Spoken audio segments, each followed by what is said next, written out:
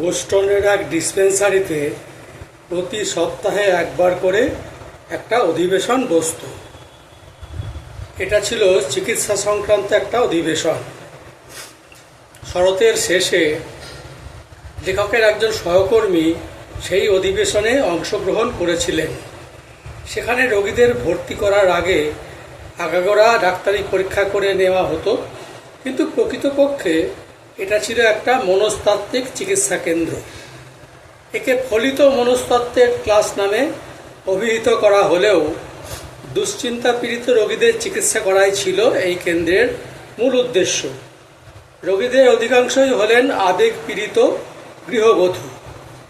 Sir William অসলারের ছাত্র doctor Joseph H Pratt লক্ষ্য করেছিলেন, বোস্টন ডিসপেন্সারির আউটডোরে যে সমস্ত রোগী চিকিৎসার জন্য আসতেন, আপাত দৃষ্টিতে শারীরিক দিক থেকে জটিল কোনো গোলযোগ লক্ষ্য করা না গেলেও তাদের দেহে নানা রকম রোগের লক্ষণ স্পষ্ট হয়ে উঠেছিল। একজন মহিলার হাত দুটো আর্থ্রাইটিসে একেবারে পঙ্গু হয়ে গিয়েছিল, আর একজন পাকস্থলীর ক্যান্সারে মারাত্মক যন্ত্রণা ভোগ করছিলেন। কেউ কেউ আবার পিঠে ব্যথা, মাথার যন্ত্রণা ইত্যাদিতে কষ্ট পাচ্ছিলেন। কিন্তু চূড়ান্তভাবে সমস্ত ডাক্তারি পরীক্ষা করেও শারীরিক দিক থেকে ওই সমস্ত রোগ লক্ষণের কোনো কারণ খুঁজে পাওয়া গেল না। এসব লক্ষ্য করে ডক্টর প্রাট বুঝতে পারলেন যে এদের এই রোগের বিষয়টি ভুলে যাওয়ার উপদেশ দিয়ে কোনো লাভ হবে না, কারণ রোগ যন্ত্রণা ভুলে যাওয়া যদি এতই সহজ হতো তাহলে নিশ্চয়ই নিজেরাই তারা তা ভুলে যাওয়ার চেষ্টা করতেন। সুতরাং এ ব্যাপারে কি করা যায় সেটা তিনি ভাবতে লাগলেন। অনেক চিন্তাভাবনার পর তিনি এ ধরনের অধিবেশনের আয়োজন করলেন এবং সাপ্তাহিক ক্লাস নেওয়া শুরু করলেন। এই ক্লাসগুলো আশ্চর্যজনকভাবে কার্যকরী হয়ে উঠল। এর শুরু থেকে কয়েক বছরের মধ্যে হাজার হাজার রোগী সুস্থ হয়ে উঠলেন। কোনো কোনো রোগী গির্জার প্রার্থনায় যোগ দেবার মতো নিষ্ঠা সহকারে বছরের পর বছর এই ক্লাসে নিয়মিত উপস্থিত হতেন। এই ক্লাসের চিকিৎসা সংক্রান্ত মহিলা উপদেষ্টা ডক্টর রোজ টিলফার্ডিং জানিয়েছিলেন, বিশ্বস্ত কারো কাছে নিজের সমস্যা বা দুঃখ কষ্টের কথা যদি খুলে বলা যায় তাহলে সংশ্লিষ্ট বিষয়ের দুশ্চিন্তা অনেকটা হালকা হয়ে যাবে। এই পদ্ধতিকে ক্যাথারসিস বলা হয়। রোগীরা এখানে এলে তাদের সমস্যার কথা খোলাখুলি আলোচনা করে মনকে হালকা করার সুযোগ পান। নিজের দুঃখ কষ্ট নিয়ে একা একা চিন্তা করতে থাকলে এবং নিজের মধ্যে সেই দুশ্চিন্তাকে সীমাবদ্ধ করলে ভয়ঙ্কর স্নায়বিক উত্তেজনার সৃষ্টি হয়। রোগী যেন ভাবতে পারেন তার দুশ্চিন্তা দুর্ভাবনার অংশ নেওয়ার জন্য এই পৃথিবীতে তার আপনজন এমন কেউ আছেন যিনি তার কথা শুনবেন এবং দুঃখ বেদনা উপলব্ধি করতে পারবেন। আমার সহকারী স্বচক্ষে দেখেছিলেন একজন মহিলা তার দুশ্চিন্তার কথা মন খুলে বলতে পেরে কতটা স্বস্তি পেয়েছিলেন। তিনি সাংসারিক অশান্তিতে ভুগছিলেন।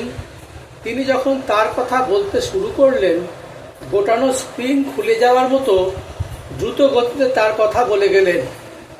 কথা বলতে বলতে ধীরে ধীরে তিনি শান্ত হয়ে গেলেন। তার মুখে মৃদু হাসি ফুটে উঠল। মনে হলো তিনি কিছুটা স্বস্তি পেয়েছেন।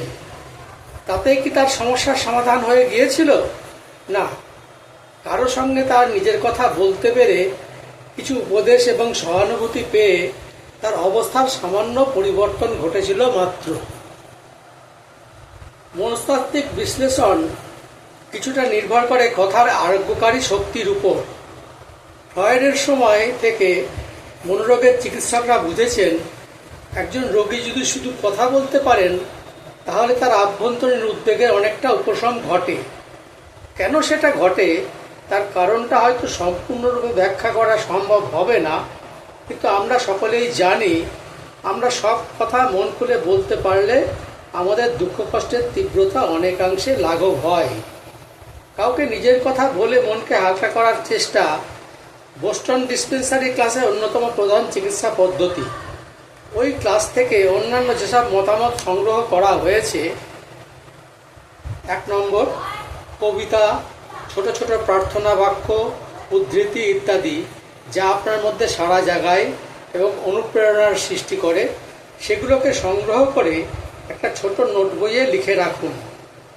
যখন কোনো এক বর্ষণক্লান্ত বিকালে আপনার সমস্ত উৎসাহ উদ্দীপনা ম্লান হয়ে আসবে, তখন নোট বইয়ের লেখাগুলো একবার পড়ে নিলে আপনার বিষণ্ণ মন আবার সতেজ ও প্রফুল্ল হয়ে উঠবে।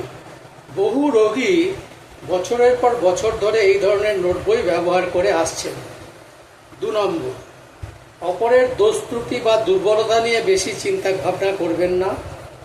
ওই ক্লাসের একজন মহিলা বুঝতে পারছিলেন গালাগালি করা, অন্যের দোষ ধরার প্রবণতা তার নিজের মধ্যে ভালোভাবেই গড়ে উঠেছে, আর চোখ দুটো কোটরে ঢুকে গিয়ে চেহারাটা দিন দিন কুৎসিত হয়ে যাচ্ছে। তাকে হঠাৎ জিজ্ঞাসা করা হলো তার স্বামী মারা গেলে তিনি কি করবেন। হঠাৎ এমন একটা প্রশ্ন শুনে হতভম্বের মতো সেখানে বসে পড়লেন এবং সঙ্গে সঙ্গে স্বামীর স্বভাবের ভালো ভালো দিকগুলো নিয়ে একটা তালিকা তৈরি করে ফেললেন এবং সেটা পড়ে নিজেই অবাক হয়ে গেলেন। 3, অন্য মানুষের প্রতি আগ্রহী হয়ে উঠুন এবং তাদের জন্য নিজের মধ্যে মমতা এবং বন্ধুত্বপূর্ণ মনোভাব জাগিয়ে তুলুন। একজন অসুস্থ ভদ্রমহিলা নিজেকে অন্যের থেকে স্বতন্ত্র এবং উচ্চস্তরের একজন মানুষ ভাবতেন। সেজন্য তার কোনো বন্ধু ছিল না। তাকে বলা হলো এরপরে যে মানুষটির সঙ্গে তার প্রথম দেখা হবে তার সম্বন্ধে একটা কিছু লিখে আনতে। বাসের মধ্যেই তিনি তার কাজ আরম্ভ করে দিলেন।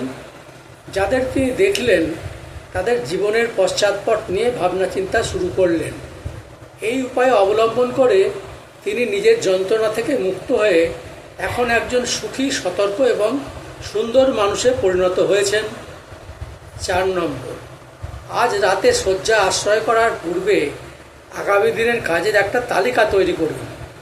এই ক্লাসের মাধ্যমে লক্ষ্য করা গেছে বহু মানুষ তাদের কাজের চাপে অত্যন্ত ক্লান্ত হয়ে পড়েন এবং তাদের নির্দিষ্ট এবং নির্ধারিত কাজগুলো অসমাপ্ত রাখতে হয় বলে তারা সর্বদা একটা ব্যস্ততার দুশ্চিন্তার মধ্যে বাস করেন। ঘড়ির কাঁটা সর্বদা তাদের তাড়িয়ে বেড়ায়। এই অবস্থা থেকে মুক্তি পাওয়ার উপায় হিসাবে এই ক্লাস পরিচালকরা তাদেরকে রোজ রাত্রে শুতে যাওয়ার আগে আগামী দিনের কাজের একটা তালিকা তৈরি করে রাখতে বলেন। এই পদ্ধতি অনুসরণ করে অনেক বেশি কাজ করেও তারা অবসাদগ্রস্ত হলেন না।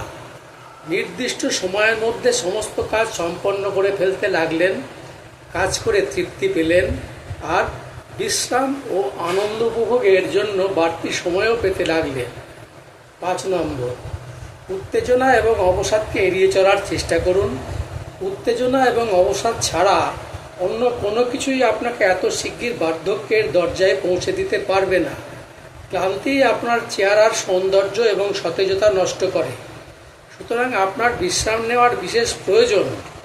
একটু সুন্দর শক্ত মেঝে স্প্রিংওয়ালা গদির বিছানা থেকে অনেক বেশি উপকারী, কারণ এটা অনেক বেশি প্রতিরোধ শক্তি সম্পন্ন। শুধু তাই নয়, মেরুদণ্ডের পক্ষেও বিশেষ উপকারী।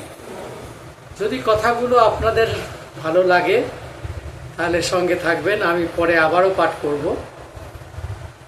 আজকে এখানেই শেষ করছি। অনেক অনেক ধন্যবাদ।